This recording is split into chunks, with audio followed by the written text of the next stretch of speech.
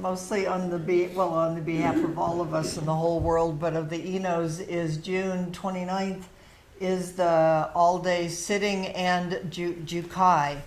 4 Sangha members will take formally take the Bodhisattva precepts. And we get to take them with them. So if you can sign up as soon as possible, that will help the Enos know how to think about and to take care of the day. Okay? Did you want to say? Oh, just that this Saturday is... Yes, to talk loud. This Saturday is the Doan Rio practice at 11 o'clock at Vilupa. Okay, so we began Tuesday, and we're continuing today, and we'll continue for some weeks. Zen Koans. Zen Koans are our family stories. I was thinking there's different traditions, African American, it particularly comes to mind, of the ancestors. So the ancestors are here, are deep ground. Listen, we're not alone. And in this tradition, I mean, we each probably have our own cultural ancestors, familial ancestors, but these are the family stories of our tradition. And in these times, in any time, but it seems really helpful to have voices that maybe see a bigger view, understand and remember the turning of time and timeless time, and what it looks like in good times and bad times, and what do they have to say to bring forward. So in particular we're using, and Razila recommended this book to me, Zen Echoes, Classic Koans with verse commentaries by 3 female Zen masters, translated by Beata Grant. And it was in the newsletter, and there's a link. The whole book is there. Amazing what you can find online these days. And there are 43 cases. We won't get to do all of them. We'll do some of them. Some of them more familiar ones, and we'll see where it takes us. The traditional collections, the Transmission of the Lamp, the Blue Cliff Records, the Book of Serenity, and the Gateless Gate. They're good-sized collections with good-sized commentaries from different Zen masters, teachers over time. I want to call on some of them, so I think we won't solely use this book. But the stories are, because historically, well, we know the root of our tradition is from China to Japan and so on, is that the stories were traditionally about men. That's what was written down. That's what was recorded. But of course we know there were women there. I mean, here we are. And this is the first English translation of this conversation across time and space with 3 deeply devoted and especially Maizhang, well-known women Zen masters. Sue Moon says they meet each other right here across vast distances of time and space, and you get to meet them and hear their interweaving voices. I would say they also get to meet us, because the conversation is going all directions. And I even thought, I had this feeling of, when we do our little small groups, there's this, there's a kind of echoing that happens in the moment. Somebody says something, and then somebody else says something, and I have a feeling that as we invite these stories and their insights in, that it will help deepen and dissolve the boundaries of our conversations. It's like, who's here talking, and what can we bring forward that echoes in each one of us. So I'm looking forward to this. I think it will be helpful in this time. It's so easy to solidify into me and me against that, and what is this that includes the whole world. So the collection is of these three women Zen teachers talking across time and space, is called the Concordant Sounds Collection of Verse Commentaries. Concordant sounds. I looked up concordant just to see what the definition is. Harmonious sounds. So what is this harmonious sound that each person completely is saying it in their own individual way? You'll see. Nobody's trying to be like somebody else, but there's this harmony that they all bring forward, the sun and the moon and the stars, and the harmony of love and compassion and wisdom. So I began on Tuesday with Mai Zhang, who's the most well-known of the three women, 12th century.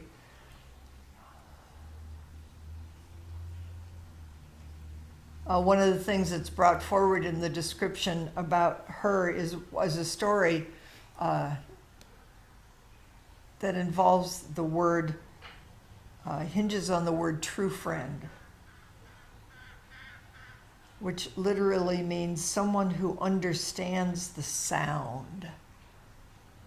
So what is it to understand the sound of our own voice and the cries and the sounds of the world? You know, Avalokiteshvara is sometimes described as one who hears the cries of the world, but it's also she or they who hear the sounds of the world.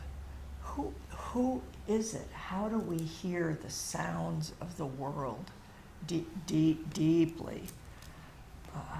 This commentary says it's someone who's on the same spiritual wavelength, listening deeply, mind to mind, heart to heart connection.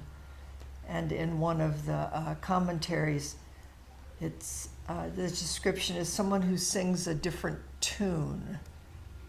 It would be completely in harmony with, I mean, when we meet each person in each situation, it's please meet each person, meet yourself, meet each situation exactly as you are, but what is the sound that includes that and includes the whole world? That would, the description here is someone who experiences the world with an awake or an awakened mind. So I'm going to read again. I read this on Tuesday, but I like it, so I want to do it again.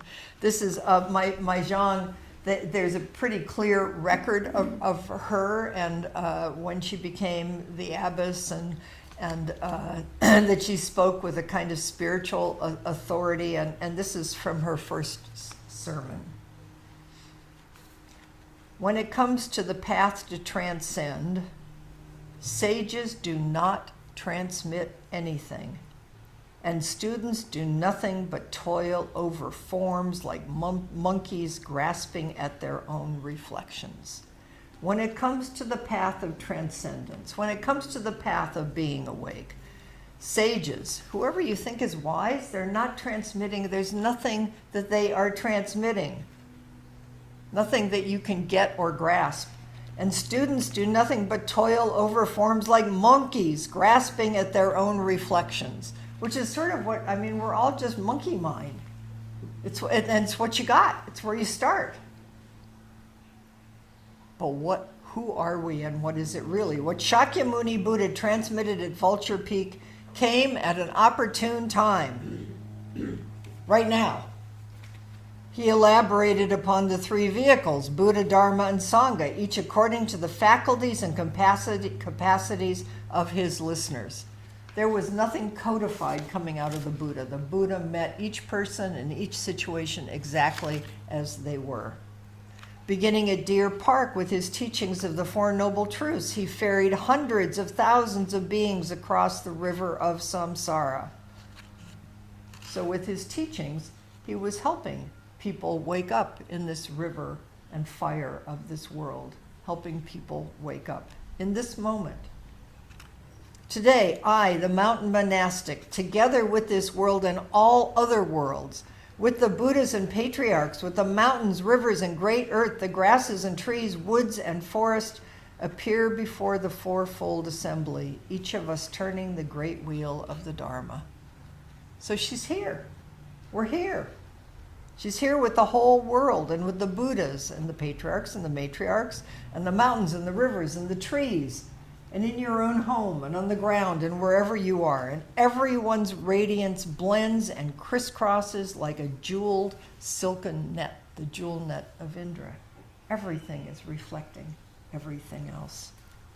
If there be a single blade of grass, a single tree that does not turn the wheel of Dharma, then one cannot call my sermon today a true turning of the wheel of Dharma.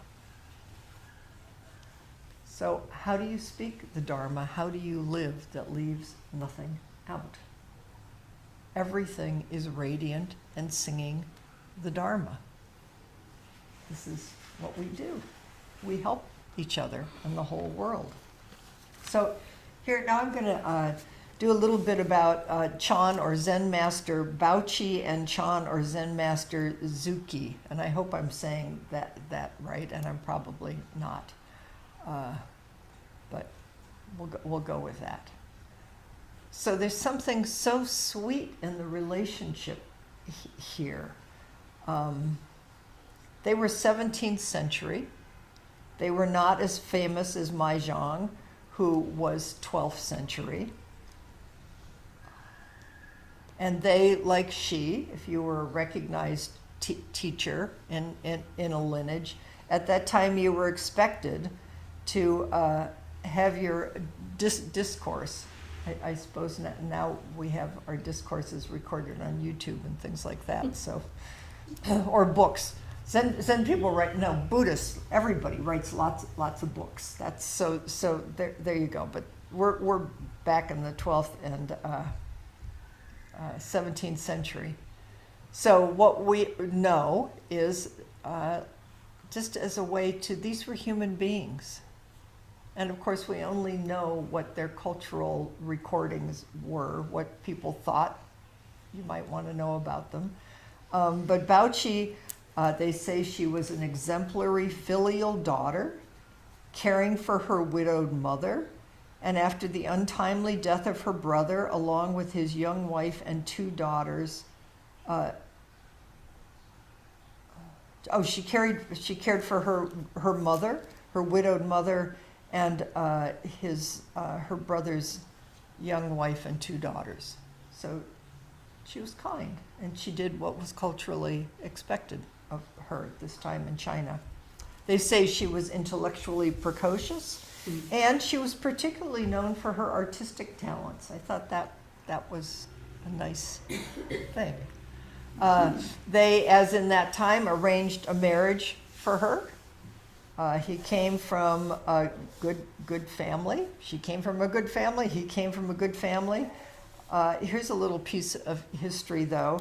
Is in 1640, her husband's father perished along with more than 20 members of his immediate family in a valiant attempt to defend his city from the havoc and destruction being wreaked by an infamous rebel. So, you know, there were troubles everywhere. After the massacre of his family, her husband wanted to make sure that his father's heroism was not forgotten, and she assisted him in that. He died early. There's a fair amount of dying in here, huh? You know, I mean, she came from a high aristocratic educated family, but nobody escapes. She was left a widow with 4 children. And one of her sons, this is kind of sweet, one of her sons built a small chapel for her on the grounds of his home, and it later became the nunnery where she taught other women. There's a sweetness to this. It's not clear when she decided to ordain, but she may have been encouraged to ordain as a nun because of her friend Zuki, who is also a Chan master. So there's not much at all known about her. Probably they say because she became a Buddhist nun, so nobody was tracking her in a worldly sense. She never married, so it's like that's the way it was passed down, and she didn't have that kind of record and not good family connections. But they say she was intellectually precocious and she had literary talents even as a young girl. Now, let me just add into here, is I always thought I wasn't smart enough for Zen, because there is this kind of history that you had to be literal. Zen seems to me attracts smart, intellectual people. I think that's the good news and the bad news, is please be smart, please be intellectual. But I think what's starting to happen now is that there are different ways of being smart. And that's maybe why I appreciated that Bauchi had an artistic sense, and the stories about how they helped care for people. And there's lots of different kinds of intelligence that I think we're bringing forward through our own lives. And please be as smart as you are.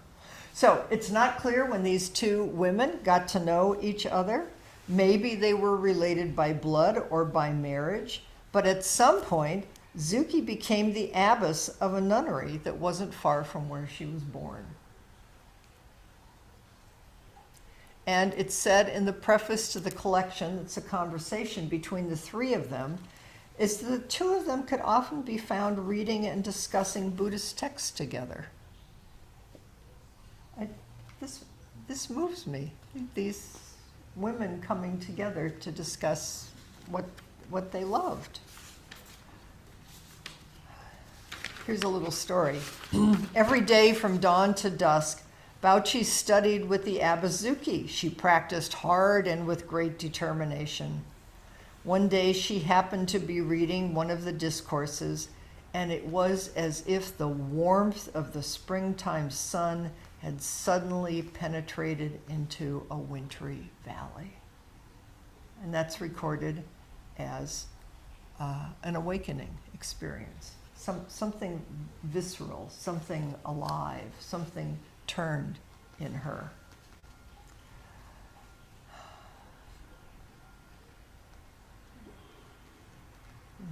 Bauchi also studied deeply, had an awakening experience, was named a Dharma successor, and returned to her home family chapel and resided as an abbess.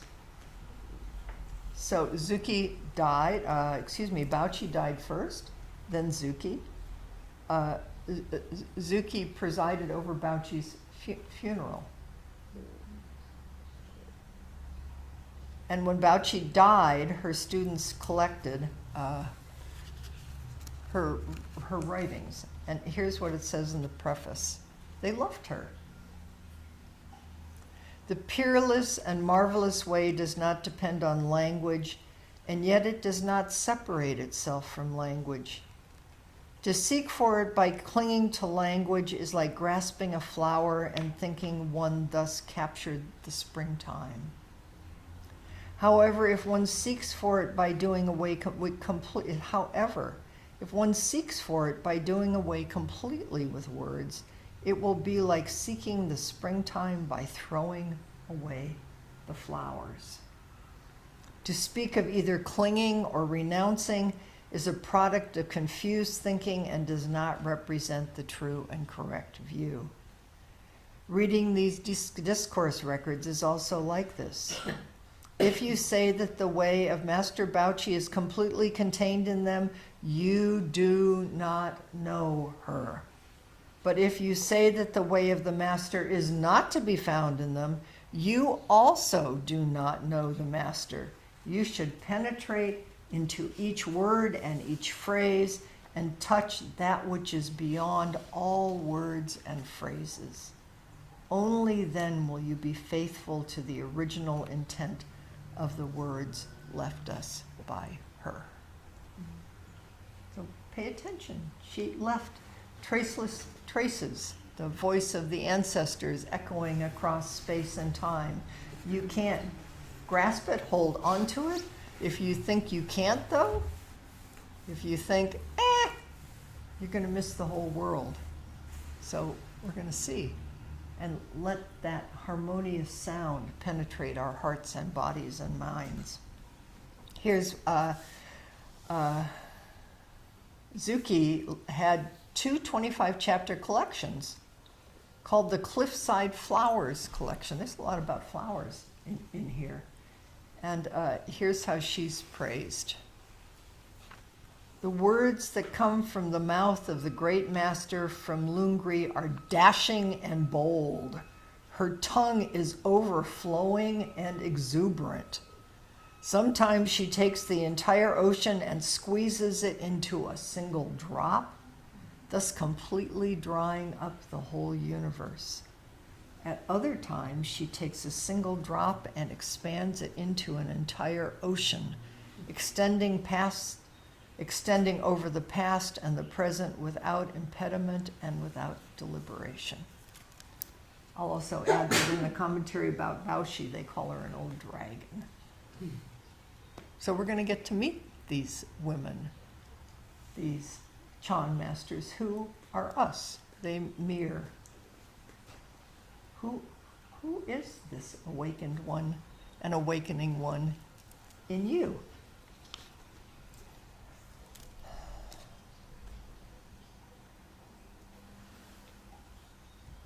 So it's not clear when Baochi and Zuki came across the verses of Maizhang, but they decided that they would write a verse to the same 43 cases that she had commented on. So they're just kind of sitting, I mean, it's kind of sweet. They were just kind of sitting together and decided that, oh, here's the ancestor. It's kind of like a mother. I think we'll take what she said and then we'll play in it. And we'll play with each other. And we'll play across time and space. And find out who we are and where we end up. Okay. So I'm just going to tell you, because in the introduction they give, are you enjoying this? Are you? Mm-hmm. I mean, I am. I hope you are too. Because it's us. And it's us in a time where we need good friends. And we need wise friends. And we need an intimacy. I think this points to an intimacy of how do we listen deeply? And how do we respond deeply? And who do we think we are? And there's also, it's really stressed that each person's voice, and you'll see here, is individual. They're saying the same, they're pointing at the same thing, the finger pointing at the moon, but they each say it differently, and that's the beauty of it. Nobody's trying to imitate anybody else. So here's from case 41. Fayan, who was a famous Chan master, when he heard the fish drum announcing the meal, so in Japan, if you go to the monastery, we have the han, there's huge, it's shaped like a fish, and it's hit in the same way that the han is. So when he heard the fish drum announcing the meal, he asked a monk if he still heard something. If just now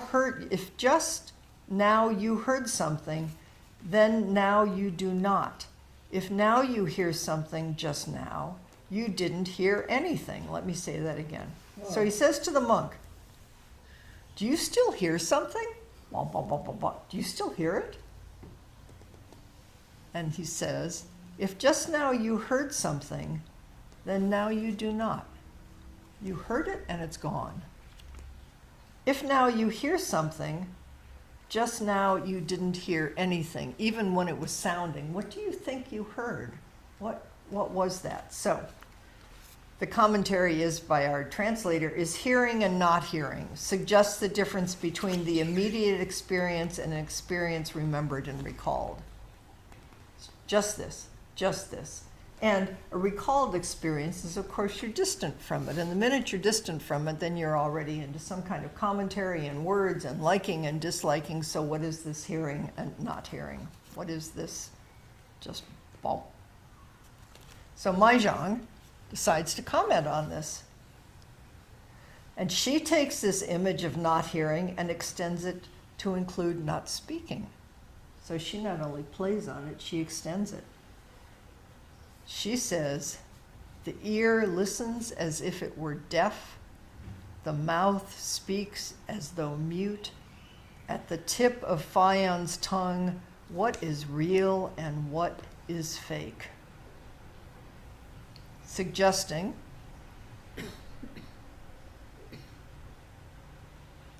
well, I'll say what it suggests, but I'll tell you what they say it suggests.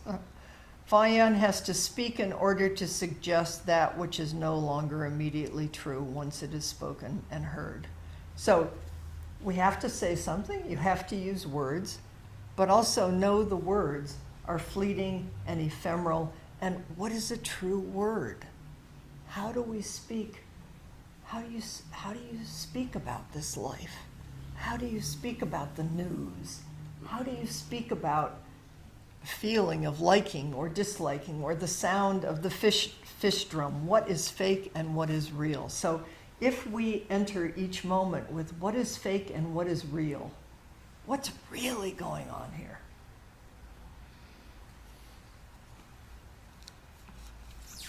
Bauchi goes another step and turns it.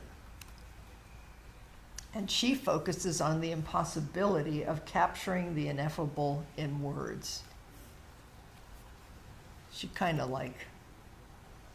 does a little commentary about Fayan. From the void he picks a flower, in the water he floats the moon, the crime that has filled the universe, how can you explain it in words? The fact that he even tried, but he had to try. But she's also saying he tried, and of course the minute he tried, he missed the mark. Commentary here is, flowers that appear in the void are emptiness, and the moon reflected in the water are metaphors for the inherently impermanent and illusory forms, reality of forms that manifest or emerge from emptiness.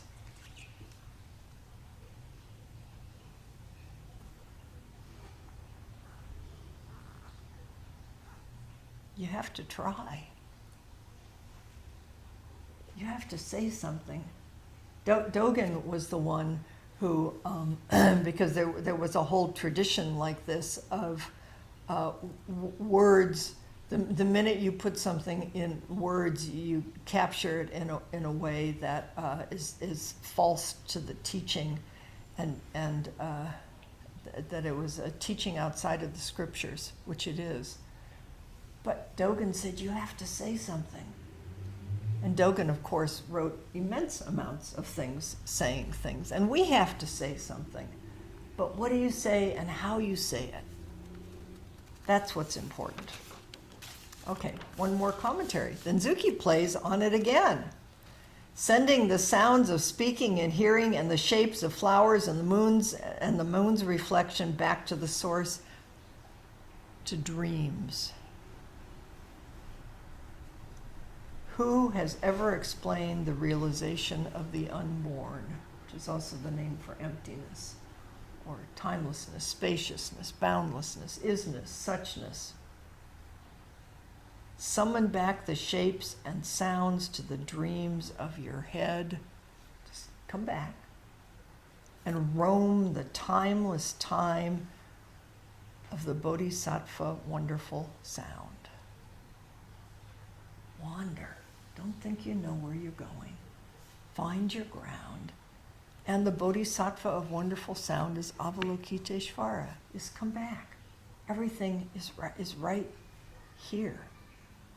And anything else besides compassion and the awareness of vast interconnectedness and intimacy is a false projection and dream. It's just a dream within a dream. So what's real? What's real? Who are you? What are we doing here? What does this jewel net of Indra of these three women teachers bringing forward a commentary on ancient koans that resonates to this moment? Let's put you in small groups. When you listen to their voice,